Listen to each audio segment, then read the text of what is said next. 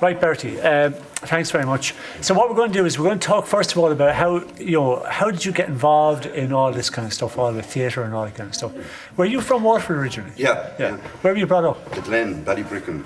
All right. The Glen, yeah. And so tell us about. Do you have many memories from your childhood? Well, there's a lot of memories. I mean, I went to the Mercy Convent school, and the first production ever was Who Killed Cock Robin, and I was the bull because I could pull. I told the bell. That was my famous line in it. And then everyone sang All the Birds in the Air, felt sighing and a sobbing when they heard of the deaths of poor Cock Robin. It was wonderful. I was only about 4 at the time, or 4 or 5, but that was my first introduction to anything on stage. So nothing happened then for until about 15 years later. Okay, but just look back to when you were a child. Do you remember playing on the street? Oh yeah, absolutely. Okay, what kind of games would you play? Well, for a start, cowboys were great. We all looked forward to getting a gun and holster for Christmas, or if not, a bus conductor with the tickets coming out of it. Okay. Games were played on the street.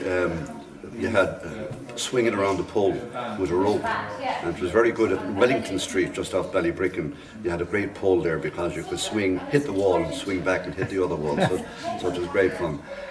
Naturally enough, we all clubbed in to get a rubber ball so we could play football. We played up in Mackey's Gate and Grace's Gate, which was a great place for playing soccer. And around the corner there was a little footpath in Grafton Terrace, I think is the name. I'm trying to think of it now. Francis Street. Grafton Terrace is one side and Francis Street the other. And we played there we had lights in those days. There was a light on the pole, so we were to play late at night from one step to the other. And that's where Jim Beglin's father lived, Tom Beglin. So soccer was the name of the game down around that end of the country. And what about the whole thing about the band and GA? Was that ever come in? Or? Yeah, well it was, but I was never involved with the GA. Okay. Unfortunately, I went to a school that played rugby. I went down to Park in Ishka, down to Water Park. That's the only bit of Irish I have anyway. But went down there, and that was rugby, okay? And we weren't allowed, but the band was in, and a lot of people that I knew that went to Mount Sion and played Gaelic, they weren't allowed to go to soccer matches.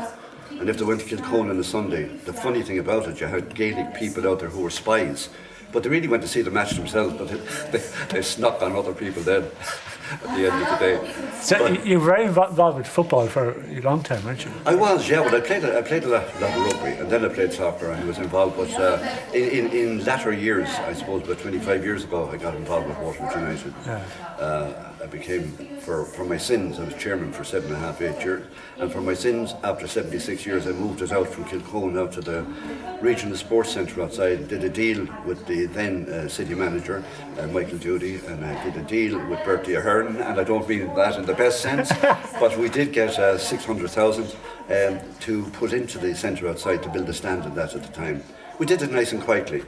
Of course, then an awful lot of people took what would I say, the applause afterwards, and I wouldn't say they're counsellors or anything like that, but politics probably came into it, and we took a back seat at that stage. And how did what was your first time being on the stage then? Do you remember? Yeah, very much so. I was going off training for rugby, and Michael Winkle was involved with the Smith School of Acting. Liam Smith was a tremendous character, and Josephine Moylan, they formed the Smith School of Acting, and they had it up exactly where you are now, at the back of the Waterford Youths, the centre above. Up the military barracks. Military barracks. He was involved with the Navy. So he set up the School of Acting, and they were doing a play. It needed a big cast of 35, 36. Tea House of the August Moon. It was a Japanese thing, so I got a part. No, I was asked to come up, they were short-staffed. So I came up and I got a part of an 86-year-old old man. They knew exactly where I was heading. But I was told afterwards I was more like a goat, I was bent up so much. But that's how it started. And then Liam... Did you like it straight away? Like? Yeah, I suppose I got the smell of green. I found out after that my father's brother, who died at 32, was actually a professional actor, and I didn't realise that at the time. But the big thing that happened up there is that Josephine Moylan got the new play side, and we were the third group in the country to do it. J.B. King, John B. came down on many occasions. So I got the part when I was only, was I 19 or something, as the matchmaker.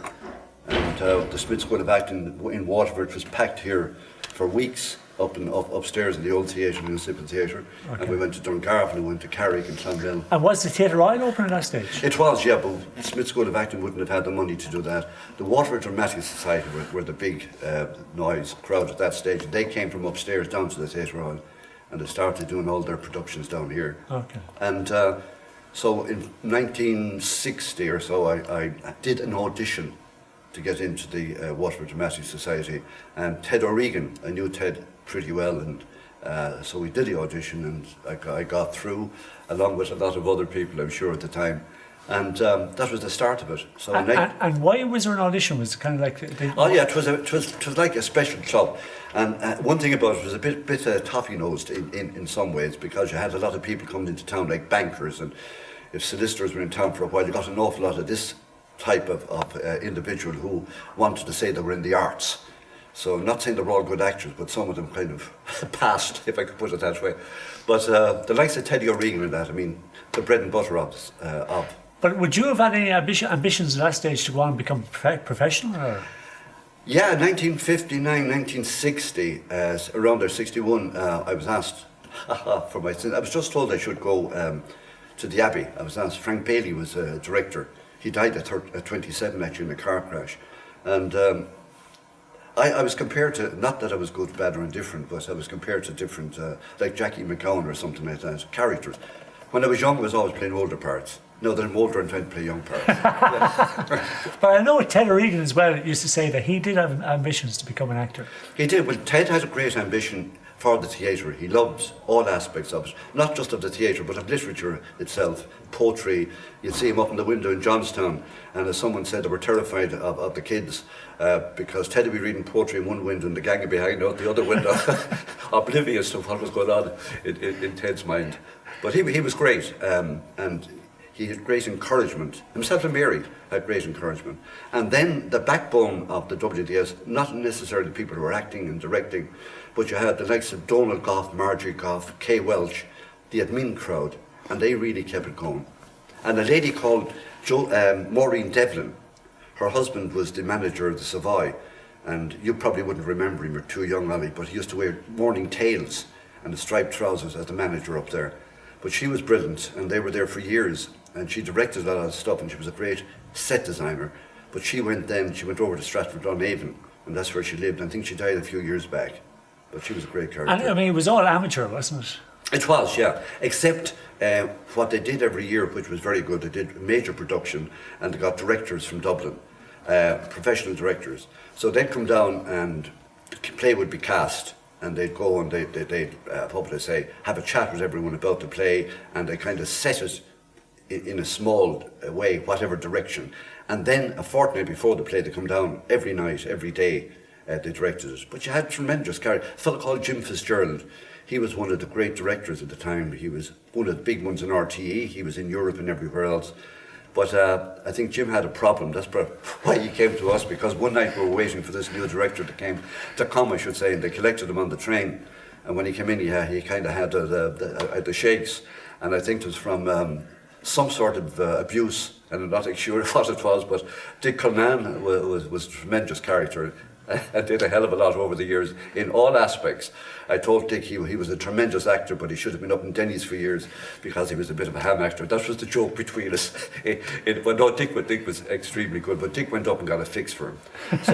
So he was a resident drug pusher, was he? Yeah, prescription. He was the one who was given prescription for eyes, but I think he was able to source other things as well for us. And having professional directors coming in then, do you think that bring up the standard? Absolutely, there's no doubt about that. We all learned. We had Mary Conby, we had Frank Bailey, we had a hell of a lot of people. Names now that maybe just don't come on tip of my tongue, okay. But they were all very good, all very professional. And we had some of them now that came down from Dublin, but you'd question that they were probably good actors, but not good directors. Okay. And then what about one very good one was Colin O'Brien. He was a very young man. He became the secretary, I think, to the Labour Party at one stage, and he was involved as something with the Irish press. But he, as a young man, was a tremendous director. In 1966, he directed Philadelphia, Here I Come. And we again were one of the new groups to do it, and the place was packed, and a lot of RTE people came down to watch his direction of it. And a chap called, or a man, Michael McAuliffe was in town at the time, and he was after doing the RTE production of the Resurrection 1916. What was the name? The Insurrection? Or there was a TV program, series, and he played Michael Coll was in that TV series. Okay. So he played many parts in the WDS. And then as years went on, you had younger people coming into it.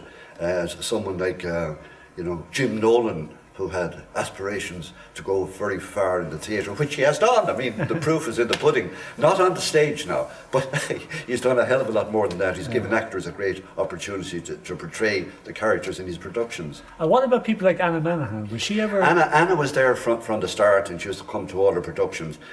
She was in the earlier days, and in point of fact, in some of the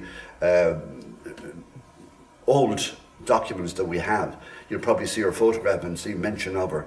And she went from WDS to Dublin to become a professional actor, or in those days, actress.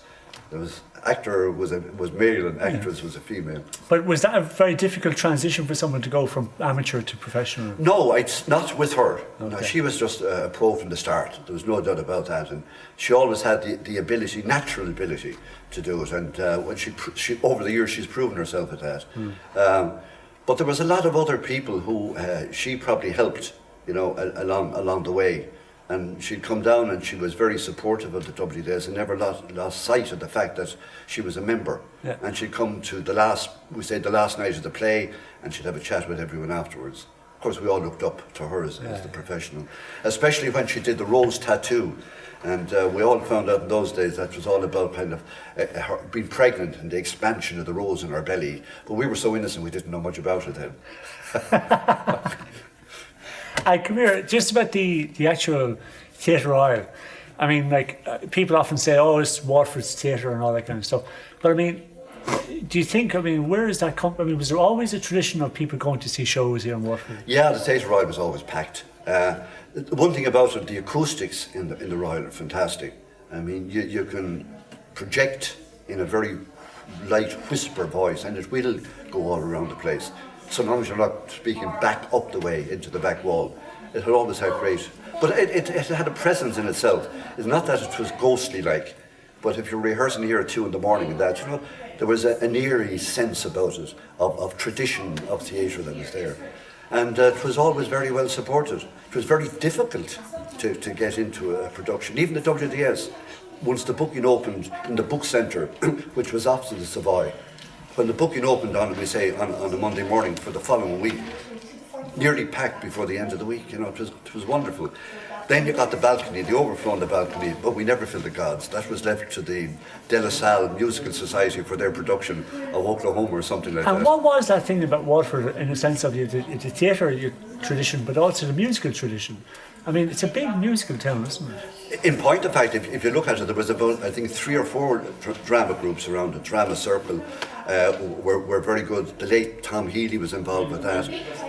But then you had the Musical Society, you had the Mount Sinai, but also Larry Fanning and the opera. Won't say light opera, but the major operas where they brought in stars from all over England and everywhere else. And the De La Salle Musical Society always brought in professionals to fill the major roles, and then the other people who were good at singing, like the late Denny Corcoran, was really a star in a lot of the musical productions. And then some of us were kind of invited, the actors. Couldn't sing, but we're brought along to do some parts anyway.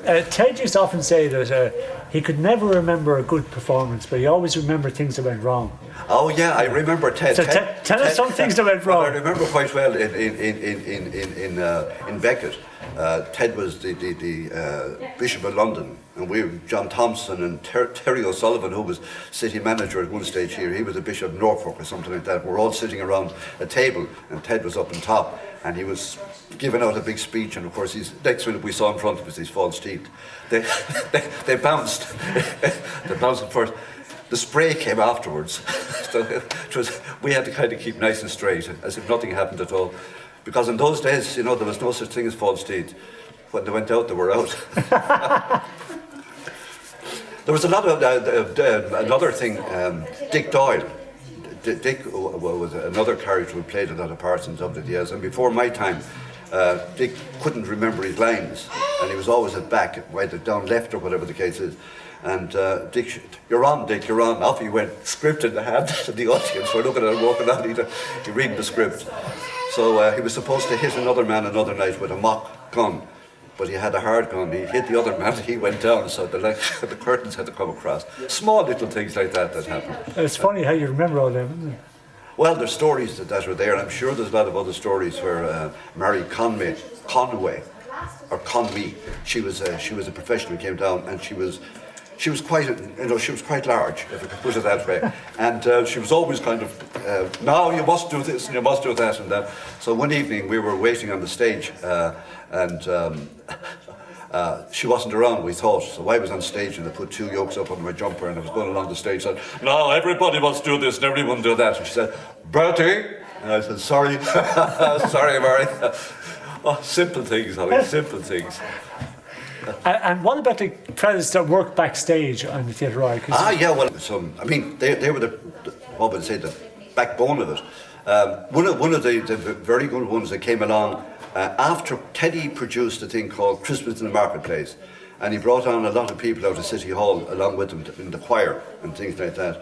And one of the people who became a tremendous backstage was Dennis McGrath. He went on to direct after, but Dennis was great on backstage, on sets and lighting, because they had to, the sets I think were like 14 feet high by about 6 feet wide. They were kind of, I'm not sure the word that you use for them, but they went and they put them all together, and they had them in a store down by the old Coliseum, which is gone now, and before the production they'd have to come in and they'd have to be painted, and they were painted in a big room, and then they were transported down here. Everyone had to carry them. So on a windy night it was very difficult carrying a flats, that's what they were, 14 by 6 foot flats. And when you got a breeze you nearly landed in the river, so those things were a lot of hard work. Yeah. But at the end of the day, the actors kind of got the reward as such, where the director in the backstage never got the same reward as those in front did. So it was interesting like that. Mm-hmm. And what about, would there be a lot of touring shows coming to Waterford that time? Oh, you had. Well, one of the big ones was McMaster. And the great story about McMaster, and I'm sure you heard it before, there was a newsboy who went in Wexford, his name, used to sell outside the Savoy. And McMaster used to pick up people to do small parts in that. So he had Wexford anyway, and it was Macbeth. And he had to run on stage and say, my lord, they're coming. And he ran on, he said, my lord, they're coming. And McMaster said, liar, honestly, Mr. Gusper, I was told to say, he said. And that was a live performance, so I think he was dropped after that. But he used to rope in local people. Local people, yeah. I remember some of the lads in Waterford. Michael Winkle is one that remember they were called in to do pole bearers or something in some of the productions. Othello, or small little walk-on parts in that. He'd rope in people from around the place to do it. And then he'd do the whole show himself. And what about the fit-ups? Was that before your time? Yeah, no, well, the fit-ups I remember, not in town here, but I remember in Tramore during the summer period. And typical to a lot of the people who ended up in the Reardons, they used to do fit-ups. So you go in at night time, you sit on bench seats, and they do Mariah Martin or the Red Barn or some kind of a play of that nature. Very simple, but very enjoyable. But we're very simple. Simple. Just explain what fit-ups, because people might know. Yeah, fit-ups were like, it was like people came along and they had all the equipment, probably in the back of vans and everything else like that, and they had sets. Like a tree would be kind of a painted object and to be put in the corner, and then they do a 1-act or 2-act play, and they'd have a stage that were up on barrels, so it was a mock-up situation, and people not being used to going to the theatre, they go in to sit on these seats, and it was always a funny play, it was a laugh, very simple, the White-Headed Boy and Robinson's plays, things of that nature. But I suppose like everything else, at that period there was no television. There was no television. Radio, you had things like Dick Barton and at 6:45 from the BBC, and people didn't have anything, so the theatre was a great way out.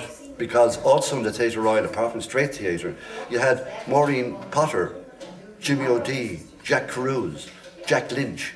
You know, you had all of these, and they absolutely packed out, and variety shows. And then, of course, in latter years, then around, I think it was 62, you had to start the Tops of the Town. And that went on for years, and that became a phenomenal, as the word is used nowadays, it became a great attraction. Yeah, and with Tops of Town, people often say it was a great way for ordinary people to get in onto theatre for the first time. Well, I put it this way, Tops of the Town brought to light an awful lot of talent that people didn't know was there. A lot of people didn't want to go, we say, to the WDS or to the Smith School. They thought it was kind of stuffy. But then they found that in Tops of the Town, there were good singers, there were good musicians, they could act, they could do sketches, they could be funny. And it opened up a huge new area to talent. And out of that talent came an awful lot of different groups. So I think it was the best thing, in a way, that had happened to the theatre. And the Theatre Royal here was black. People would wait every year for the Tops of the Town to come. Of course, then it became kind of a competition, rivalry between the Dockers and then Clover Meats and the Glass. And the Glass weren't looked at too well because they all said they had too much money to put on too many good productions. Okay. So when the Glass put on their first production, they had Dr. Winkleman. He was a beautiful pianist, and they got a grand piano and they had it on stage in 1962, I think it was. And he came on, he did a magnificent piece of Chopin or whatever the case. But the following night, the Foundry came on with a mock piano, and they took him off and they took the piano asunder and they started throwing all around the place. So, I mean, one played on the other, you know, and sketches were written kind of about what was happening. Like, Snow Cream were robbed at the time, you know, and there was a gangster sketch, and one fella said to the other, you know, did you rob Snow Cream? Yeah, but there's no use crying over spilled milk. All this stupid stuff was going on. Or there must be an awful lot of bread you can get down and Gold Crust. So people enjoyed it. Or if not, they were hitting it at the people up in Grange Park. They were saying stupid things like, good curtains on the window, you know, but fur coats on the outside, but nothing underneath. The usual things that went on. No in knickers. those days. Oh yeah, well I didn't want to use the word then. They might use tongs nowadays. Okay, and then, I mean, obviously with the just about your own, I mean, mentioned the Coll, but what about the pictures and all that? Because I mean, when you were small, it must have been a big thing, wasn't it? Yeah, well, the centre of town, I mean, the Coliseum was the place to go on a Saturday because you had the serial. So no matter what was on in the pictures, at the end of the short picture or the main picture, you had the serial. So you could have had Dick Barton, or you could have had, say, Batman and Robin. You know, Batman and Robin is a good example. So yeah, it's about 10 minutes to a quarter of an hour. So it finished, and you see Batman down in the pit and the spikes coming in, and you know, come back next week, will Batman survive? And we're all trying to figure out how he survived. So of course Robin had put a big pole down to stop it. He'd just walk up out of it. But that would continue from week to week? Yeah, Johnny, you know, you had follow-ups, either cowboys or detectives or whatever the case is, and every week it went on for maybe about 13 weeks, a series. So everybody went on a Saturday to see the follow-up, to see what happened, no matter what the picture was. Yeah. So you had a main film. You had the main film, before that just shorts. Okay, so shorts, yeah. The main film, and then you'd have the serial. You could have Lauren Hardy, you know, Charlie Chaplin, Snubs Pollen. These are all kind of small, silent type films. Now, I wasn't around the silent days, don't get me wrong, I'm not that old, but I remember them, they used to show them. And then you'd have the cartoons, Tom and Jerry, etc., or whatever the case is. And then you'd have the main film, but then we'd all wait to see the follow-up. So if it was a cowboy one then, from the Coliseum up to Ballybricken, there'd be two gangs. We say 6 would go off and 6 behind. And the baddies go off and we'd hide in the docks, up in the tarpaulin, and the others would have to come in and shoot us.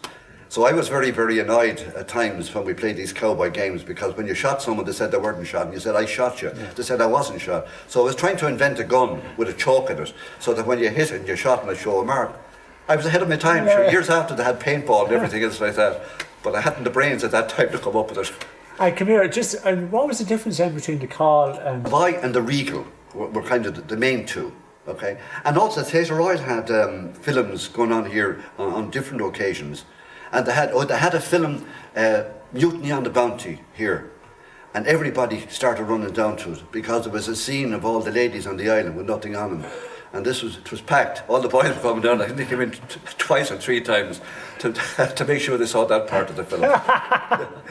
And the funny thing about it, that there was censorship, in those days, mad.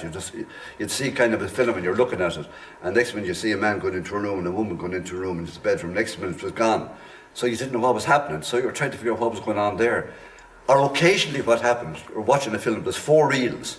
Reel 1 went on, reel 3 came on, then reel 2 came on, before reel 4 came on. So it was a puzzle to find out what is happening in this mystery in film, So, But would you be aware of the fact that all sex scenes were cut and all that kind of stuff? well, we didn't know much about it, Sex to us was 6 guns, pistols. But what about books and all that? Because that was also... No, they were banned as well. Yeah. They were banned. I know some friends of mine that had a book from America. Mickey Spillane, he was an American detective, and there's a few passages in that were kind of a sexual nature. Racy. Oh yeah, racy. Yeah, it was racy. We had to go over that page about 4 times to make sure. We didn't worry about the rest of the book, but no, everything was banned, and no doubt about it. It was a ridiculous situation because even into the 50s, the church themselves had a ban on a lot of things. Like Billy Fury in about 1955, 56 had a song out, Halfway to Paradise. I want to be your lover, halfway to paradise. And they banned it off the altar. Not that it made any difference, we're all singing it anyway. But that was the scene in those days. It's mad. And would that affect what was shown? I mean, for example, someone said about all the show bands had to stop during the Lent. And all During Lent, no dancing during Lent. We had roller skating, and roller skating. But would theatre go on during Lent? Oh, the theatre would go on. The theatre wasn't banned during Lent, but films were banned. Oh, right. No, there was no. And sorry, not films were banned. Sorry, just the dancing, music, dancing for whatever reason.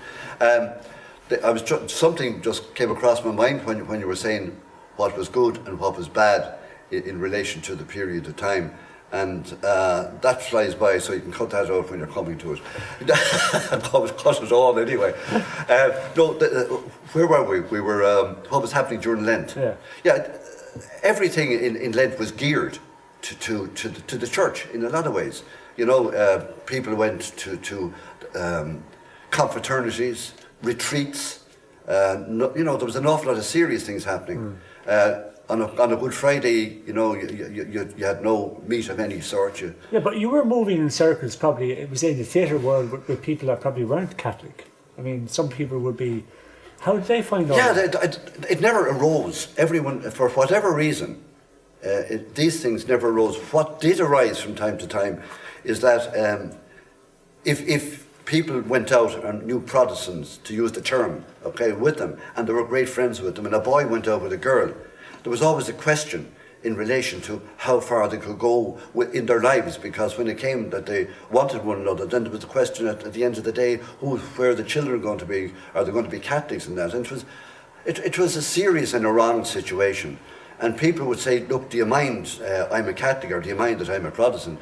I mean, it happened an awful lot in the north of Ireland, but it happened all over the place. And around that time as well, in the inner city and just outside the inner city, there was a lot of areas where Catholics couldn't get jobs. And similar, I'm sure, the other way around, but it was difficult. It was a difficult period for everyone. And I know you were involved in business and all that, because, Waterford would have had a tradition of being a kind of a merchant city, wasn't it? If you go well back in history. Yeah, Waterford was an extremely industrial area. You had 2 major meat factories. You had Clover Meats and you had Denny's.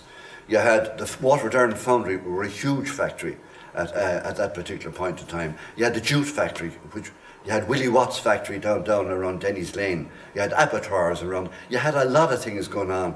And then you had in the late 40s coming into the 50s, then you had Waterford Glass starting on. So that really employed a hell of a lot of people at that period of time. And then the IDA came along and the estate started to build. But in town, you had an awful lot of activity with cattle going to England. The Great Western was the main transportation out of here, where you'd see, it was like the cowboy pictures, you'd have all the cattle going down the Keed. There'd be droves of cattle. And the funny thing about it, if you went to a picture in the Coll, and it was a cowboy picture, when you went into the gents afterwards, during the interval, you could hear all the cattle next door being waiting to go onto the boat. So you were really in the thick of things. And would you be conscious of emigration and all that kind of stuff? I mean, not really. I suppose we just lived within the confines of where we were. The one thing that you were conscious of growing up in the 40s and 50s is the areas in Waterford where you had affluence in one street and poverty down another street. And there was a lot of small areas where there were small houses with huge families. And there was a lot of poverty around, and people had to use their own initiative. And there was some great families, and they worked out by cutting blocks and selling sticks from door to door, bundles of sticks, I should say, for the fire. But they were very industrious, and and a lot of those people came out of those people, and they went on to further things as the education system grew, and as they were looked after, we say, health-wise, things kind of grew over the years, so that everything expanded, and prosperity kind of. It's hard for anyone nowadays to know what poverty was like going back in the 40s and 50s, and even into the 60s. Yeah. Because there was tenements and all that kind of stuff. Oh, there was, and there was areas and lanes between Wellington Street and Barrack Street. On the way down to the Stony Step, there was a lane called the Wheelbarrow Lane. It's not there now. And the Wheelbarrow Lane, there was a lot of poverty there, and a lot of people lived in terrible conditions. And when you started off at the top of it, people often say we'd take a deep breath and run through it, because there was fires and there was no chimneys, if you know what I mean. And it was horrific. We didn't really realise it at the time how bad it was, but things were bad. But a lot of families came out of there and went on to do extremely well when they got the opportunity, which was a great thing. Okay, and what about anything else about, we say, the history of this place? Or I mean, would you be conscious when you came in here of like famous actors from way back? Like you hear about Keane, and you hear about, what was that woman, Jordan? Your woman Jordan. I'm trying to think of the name of the group. Certain. I heard my mother and father and my aunt and that they always went to the theatre, and they always waited for the professional groups from Dublin to come. And they'd come for about a week or two, and they'd do different productions. That's apart from McMaster. But the productions that were done here over the years, and I just go back to the WDS, since 1935 up to 85, it's the oldest continuous amateur group in the country, believe it or believe it not. And they've done productions, many productions, in the Theatre Royal here and in the old municipal theatre upstairs. And it's something that people in Waterford don't realise. Now, I know this is the 80th year, and there's a production coming up called Hugh Leonard's A Life by Hugh Leonard, and hopefully that will kind of rubber stamp the seriousness of keeping it together. And a great credit to those who kept it together. And over the last 10 or 15 years, I said the WDS should have been the Women's Dramatic Society, because it was a group of ladies that really, really kept it going, kept it together. Yeah, absolutely. Okay, well, Bertie, thanks a million for that. I don't know if I said... Oh, there's loads there. Yeah, you'll get 2 minutes out of it anyway. Thanks very much. Okay, Ollie. I'll hold on to them, and I'll make sure not...